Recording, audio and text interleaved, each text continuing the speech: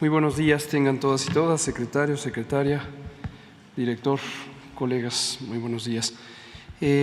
Como se conoce, el pasado jueves 4 de mayo por la noche y se hizo público al día siguiente, la Organización Mundial de la Salud, o más exactamente el Comité de Emergencias de la Organización Mundial de la Salud, recomendó al subdirector general y este mismo tomó la decisión de dar por terminada la emergencia de salud pública de interés internacional. Este es el término que tiene en el Reglamento Sanitario Internacional. Y explicó las razones y las consecuencias de esta suspensión. También aclaró que termina el estado de emergencia emergencia de salud pública de interés internacional, pero que desde luego la existencia de COVID-19 como una enfermedad de carácter epidémico o el propio virus SARS-CoV-2 permanecerán seguramente de manera perpetua en la especie humana. Aquí hacemos una síntesis de los argumentos fundamentales de la Organización Mundial de la Salud para dar por terminada esta emergencia.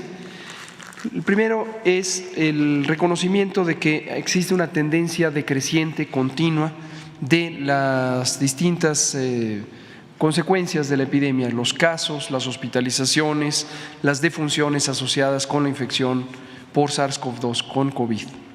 Lo segundo es que en las poblaciones humanas se han alcanzado altos niveles de inmunidad, ya sea por infección o por vacuna, o ambas, por supuesto. También que las variantes actuales del virus SARS-CoV-2 son variantes menos virulentas, es decir, tienen menor capacidad de causar daño grave. Y, por último, que el manejo clínico, el tratamiento de las personas enfermas ya tiene una mejor capacidad, no solamente por la existencia de algunos medicamentos, sino también por cambios en la práctica para tomar mejores decisiones sobre cuándo intubar, cuándo no intubar, a quién hay que darle medicamentos antiinflamatorios, esteroides, a quién no, etcétera, etcétera, etcétera. El punto es que estas características se cumplen también en el territorio mexicano. De hecho, se cumplían ya desde hace varios meses, como lo habíamos venido señalando. Como se ve en la siguiente imagen, tenemos la curva epidémica que refleja el conjunto de la epidemia desde su inicio en la primera semana de marzo de 2020. Y ven ustedes las 6 olas que hemos tenido de esta enfermedad. Lo que se representa en las curvas es precisamente los casos. Y en una línea roja se representa la hospitalización, el porcentaje de personas hospitalizadas, y en la línea negra el porcentaje de personas que fallecen estando infectadas por COVID o por el virus SARS-CoV-2.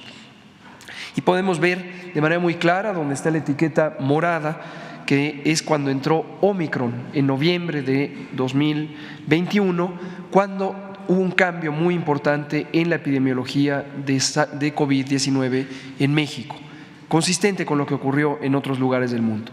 Como hemos venido anunciando una y otra vez, este cambio principalmente es que, aunque existen una importante cantidad de casos durante las oleadas epidémicas, no se acompañan afortunadamente ya de una proporción importante de personas hospitalizadas y mucho menos de personas que pierdan la vida como consecuencia de la enfermedad.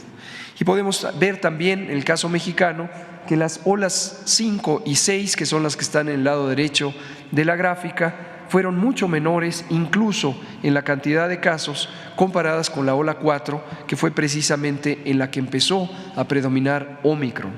Hoy día Omicron y sus distintas variantes son el 100% de los aislamientos de virus SARS-CoV-2 que se encuentran en México.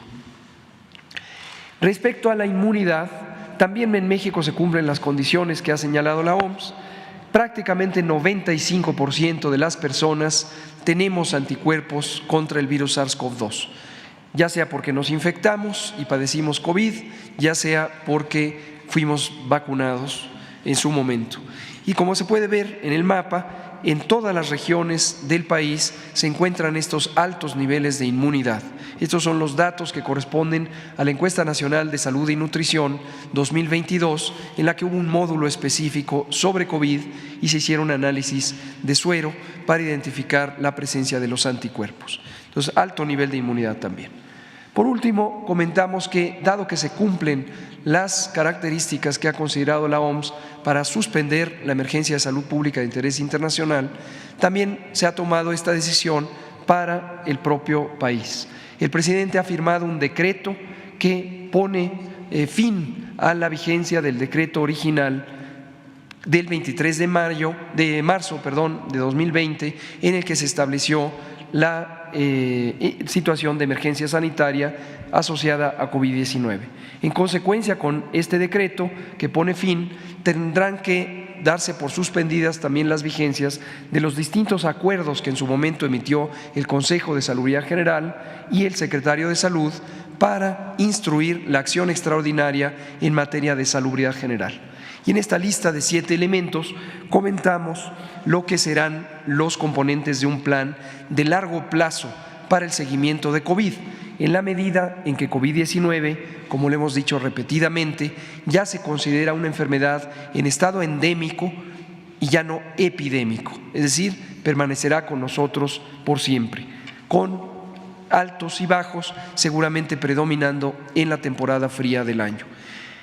Algunas recomendaciones, no me detendré en cada una, que quiero destacar, son la 4, en donde México tuvo la más grande reconversión hospitalaria del mundo.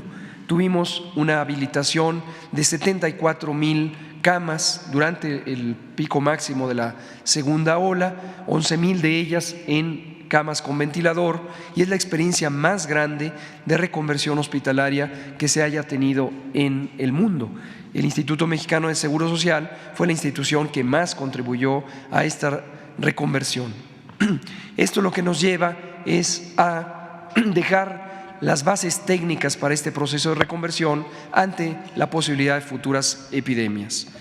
La 5 es la incorporación de la vacunación COVID con modificaciones a la política de vacunación contra COVID, ya de una manera permanente o regular en el programa de vacunación universal.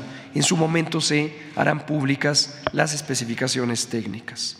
Y lo último, desde luego, la 7, es que mantendremos actualizado el plan de respuesta, preparación, respuesta y recuperación ante emergencias para que sea un instrumento que sirva ante cualquier nueva epidemia. Esto es todo, presidente.